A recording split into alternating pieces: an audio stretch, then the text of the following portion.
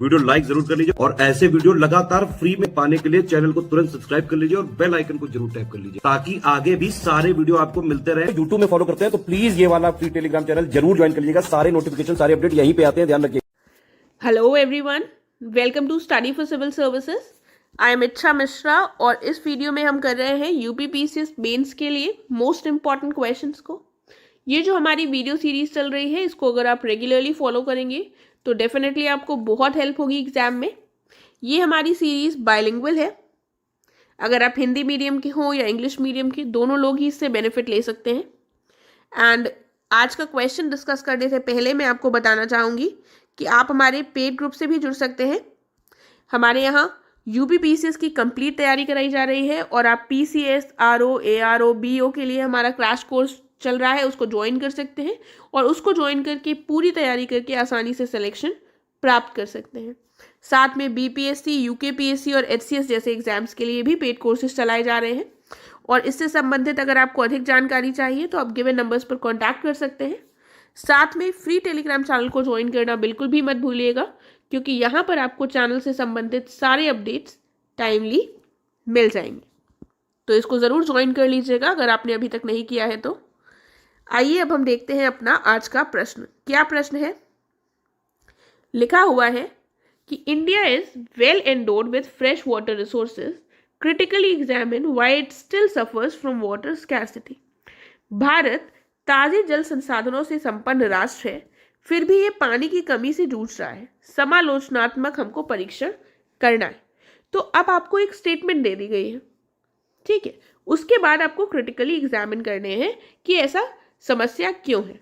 तो ऐसे में आप क्या करेंगे? ऐसे में आपका एक अच्छा इंट्रोडक्शन वो हो सकता है जिसमें आप कुछ डेटा बताएं कि जो इसमें बात की गई है कि भारत में जल संसाधन अच्छे खासे हैं, ताजे जल जो पानी के संसाधन जो है वो अच्छे खासे हैं। तो अगर आप एक डेटा से इस बात को प्रूफ करेंगे कि हाँ बिल्कुल सही बात है, उसके बाद आप अपने आंसर में आगे बढ़ेंगे और जो समस्याएं हैं उनके बारे में आप हाईलाइट करेंगे और उनको डिस्क्राइब करेंगे, ठीक है। और इसके लिए जो समस्या है, अगर कोई समस्या से संबंधित सवाल है तो हमारे लिए ये आवश्यक हो जाता है कि हम अपने आंसर में उसके लिए कुछ समाधान भी प्रोवाइड करें।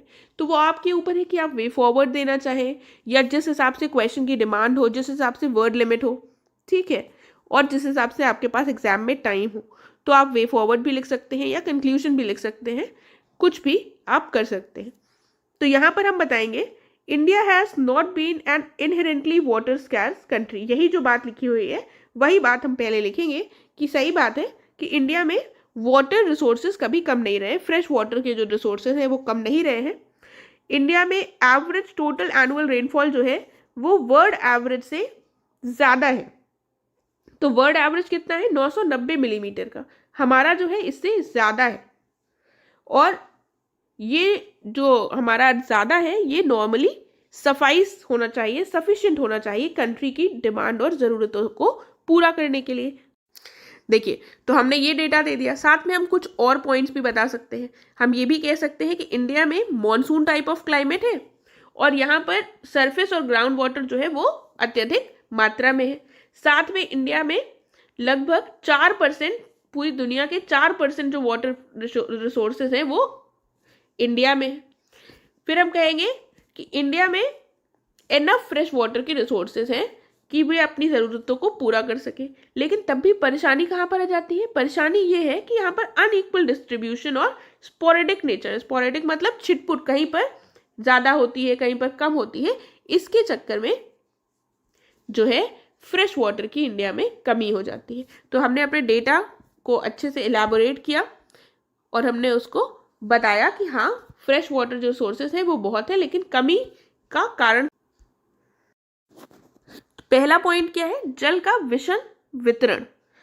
तो जो देश में होने वाली जो अधिकांश वर्षा है ये एक ही समय पर एक ही क्षेत्र में ज़्यादा होती है और वर्षा के मौसम में जल स्तर जो है वो बढ़ जाता है, लेकिन जब वर्षा का मौसम नहीं होता है तो जल स्तर घट जाता है। इसके कारण हमको वाटर स्कैर्सिटी देखने को मिलती है। दूसरा रीज़न क्या है?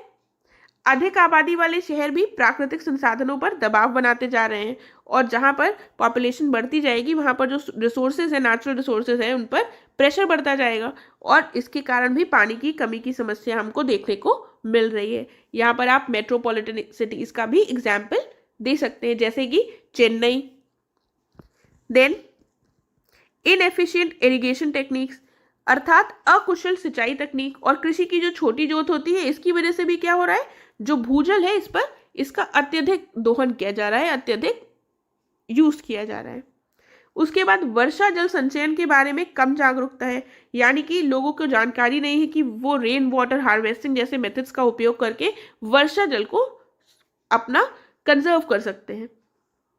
और साथ में जल उपयोग दक्षता के विषय में भी लोगों को जानकारी नहीं है, यानी कि वाटर को एफिशिएंटली यूज करने के विषय में भी लोगों को जानकारी नहीं है, और इसके कारण भी गंभीर समस्याएं पैदा हो रही हैं। साथ में जो वाटर यूज हो गया है उसकी पुनर्चक्रण क्षमता में भी कमी है, यानी कि रीयूज नहीं कर पा रहे हैं, हमारे पास उतनी टेक्नोलॉजी नहीं है, उतना पैसा हम उस पर खर्च नहीं कर रहे हैं कि हम वाटर को रीयूज कर सकें। ठीक है, और इसके कारण भी जो जल स्रोत है उनमें कमी दिखाई दे रही है और वाटर स्कैर्सिटी की समस्या बनी हुई है।